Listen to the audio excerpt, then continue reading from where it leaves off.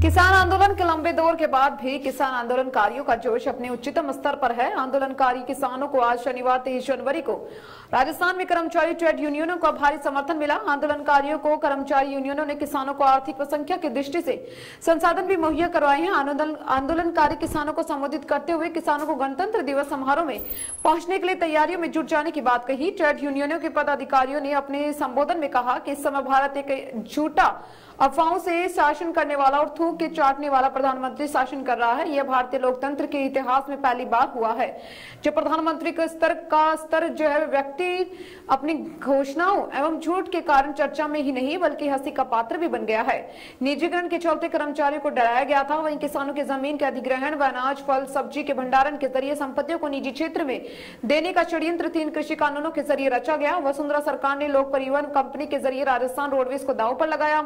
उधर railway, telephone, हवाई अड्डों में बंदरगाहों को निजीकरण के जरिए खुर्द-बुर्द कर कर्मचारियों को भुखमरी के कगार पर ला दिया गया। इन विभागों से सड़कों पर आ गए हैं और आज भूखे मरने के कगार पर ला दिया है। केंद्र सरकार भी गलत नीतियों के चलते जवान के बाद किसान की पैतृक संपदाओं को भी ठुकरा कर घात किया जा रहा है।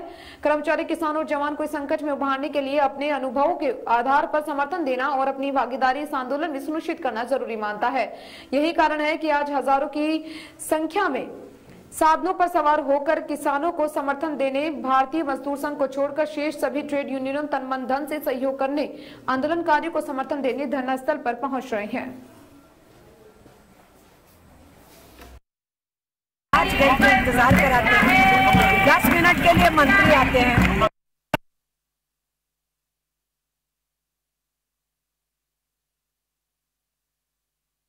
मंदी का दौर हो गया, अर्थतंत्र का दिवाला पिटना शुरू हो गया, तो ऊपर से कोरोना आ गया।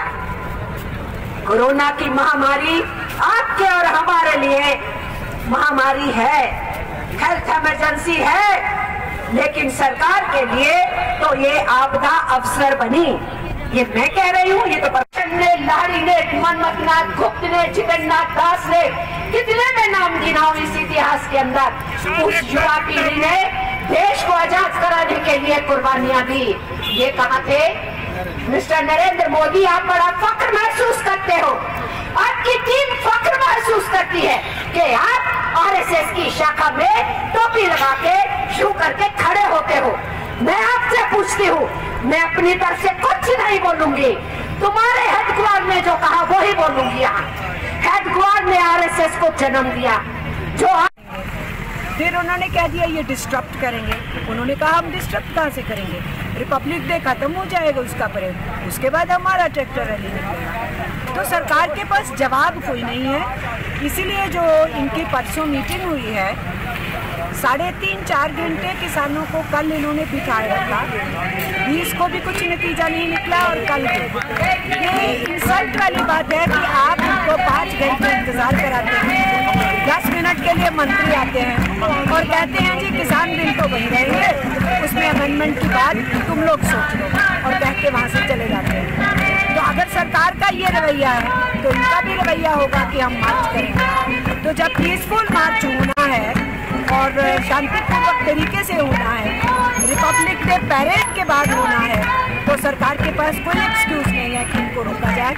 इसलिए इनको इजाज़त मिलनी चाहिए और हम श्रमिक आंदोलन की भागीदारी निभाना चाहते हैं। मैम, सबसे पहले अपना परिचय। मैं अमरजीत कौर हूँ, मैं एटेक की महामंत्री हूँ राष्ट्रीय स्तर पे, और यहाँ पर मैं शाहजहाँपुर में राजस्थान की जो ट्रेड यूनियंस ने आज सेशन रखा था किसानों को समर्थन देने के लिए, उनके साथ उनको लीड करते हुए यहाँ पर पहुँचे। मैडम, इस किसान बिल को लेकर आपके जो ट्रेड यूनियन है इसको लेकर क्या योजनाएं रहेंगी? देखिए, हम देख रहे हैं कि पिटाई दोनों की हो रही है। किसानों के अगर 3 फार्म बिल लाए हैं और तो साथ में इलेक्ट्रिसिटी अमेंडमेंट बिल को भी पास किया है, और ये फूड सिक्योरिटी का जो इशू है, ये तो किसान, मजदूर, सरकार, गैर सरकार, सभी जनमानस के पेट लगा है, तो ये तो सबका मुद्दा है। तो हम ट्रेड यूनियन के साथी किसानों की मांगों के समर्थन में हैं, और किसानों के संगठनों ने जो हमारी मांग है, हमारे जो लेबर कोड्स सरकार जबरदस्ती लागू की है और लागू कर देना चाहती है, पास कर दी है, फार्म बिल्स के बाद उनको भी पास किया गया, तो वो हमें समर्थन दे रहे हैं। हम समझते हैं कि ये किसानों का आंदोलन केवल उनकी ज़मीन बचाने का आंदोलन नहीं है। पूरे देश के अंदर खाद्यान्न की जखीरेबाजी ना हो, अनाज महंगा ना हो, कुछ कॉर्पोरेट घराने ही उस पर बिजनेस ना करें, ये इस चीज़ का आंदोलन है और ये आंदोलन देश के लिए आंदोलन है। तो देश हित के आंदोलन के साथ आज देश का मजदूर खड़ा होना चाहता है और इसीलिए हम ट्रेड यूनियंस की तरफ से उनकी हर तरीके से इमदाद कर रहे हैं, उनके कार्यक्रमों में हिस्सा भी ले रहे हैं, उनको फाइनेंस भी कर रहे हैं, उनके जत्थों को मदद भी कर रहे हैं।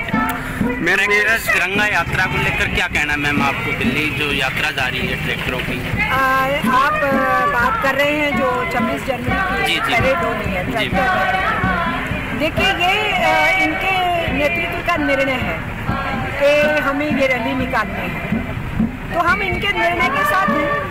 ये फैसला बदलेंगे तो हम फैसला बदलेंगे इनका, क्योंकि फैसला इनका है और हमको लगता है कि सरकार को इनको इजाज़त देनी चाहिए। इन्होंने झूठ फैलाया, पार्लियामेंट में हमला करेंगे, लाल किला पे। किसान संगठनों ने कहा कि हमारा तो कोई इरादा नहीं है, ना हम राजपथ जाएंगे।